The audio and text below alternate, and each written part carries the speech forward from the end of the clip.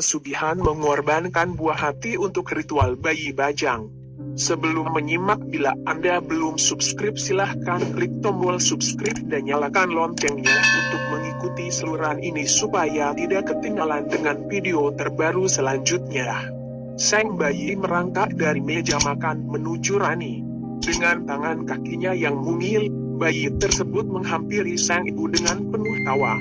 Sampai di tangannya, Rani menggendong buah hatinya, lalu si anak mulai mengucapkan kata pertamanya.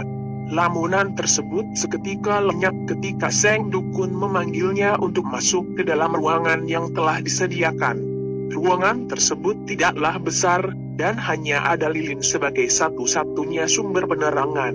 Di meja, berisi berbagai macam barang yang tidak Rani mengerti, yang ia tahu hanya kembang yang wanginya membawa kesan mistis.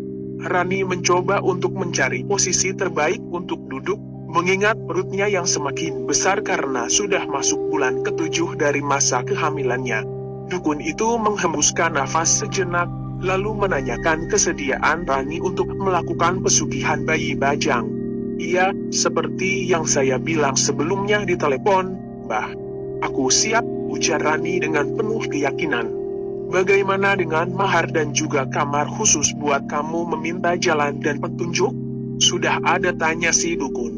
Untuk kamar nanti suami saya yang urus, Mbah.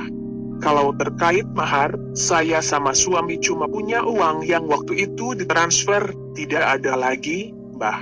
Suami saya juga sekarang lagi nyari kerja lagi. Rani mencoba menarik simpati si dukun. Rani mungkin tidak akan datang ke dukun jika bisnis suaminya, Eman, tidak gulung tikar.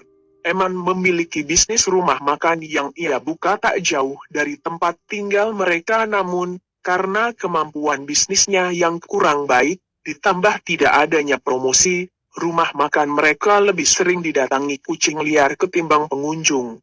Akibat memilih untuk bertahan ketimbang menutup warung, suaminya terpaksa meminjam uang kepada lintah darat, tentu saja dengan bunga yang tinggi. Sayangnya, uang yang dipinjam tersebut bagaikan dibakar saja, tak menghasilkan apapun, kecuali utang yang mengepul. Rumah makan yang dirintis Eman uang pesangon itu tidak dapat menutupi jumlah uang yang dipinjam. Karena tak ingin asetnya yang lain ikut direnggut, Rani dan Eman sepakat untuk melakukan pesugihan bayi bajang ini berkat informasi yang didapat dari teman Eman. Ketika sedang menunggu sesi wawancara untuk pekerjaan di sebuah perusahaan, kamu siap menanggung resikonya, tanya sang dukun dengan pelan. Siap, Mbah, jawab Rani. Dukun itu memulai ritual yang tidak Rani mengerti. Karena takut, Rani hanya memejamkan mata dan mendengar si dukun merapal sesuatu. Nafas Rani semakin berat karena bukan kanker atau penyakit berbahaya yang merenggut hatinya sebagai ibu, melainkan utang. Rani membayangkan anak laki-lakinya tumbuh memasuki umur 6 tahun dan sedang gemar-gemarnya bermain bola di halaman rumah bersama suaminya. Adapun ia memerhatikan anaknya yang lucu itu tertawa-tawa bersama suami yang ia cintai. Ia berharap bahwa ia bisa membuatkan sarapan bagi anaknya setiap ingin berangkat ke sekolah, hingga si anak pergi meninggalkan rumah sebagai orang dewasa. Sudah selesai, ujar si dukun. Rani mencoba merasakan seluruh tubuhnya. Ia tidak menemukan rasa sakit apapun, termasuk di perutnya. Memang tidak terasa sakit, mereka hanya memerlukan ruh dari bayimu saja, sambung si dukun menjelaskan tentang tumbal. Rani hanya bisa tertunduk lesu.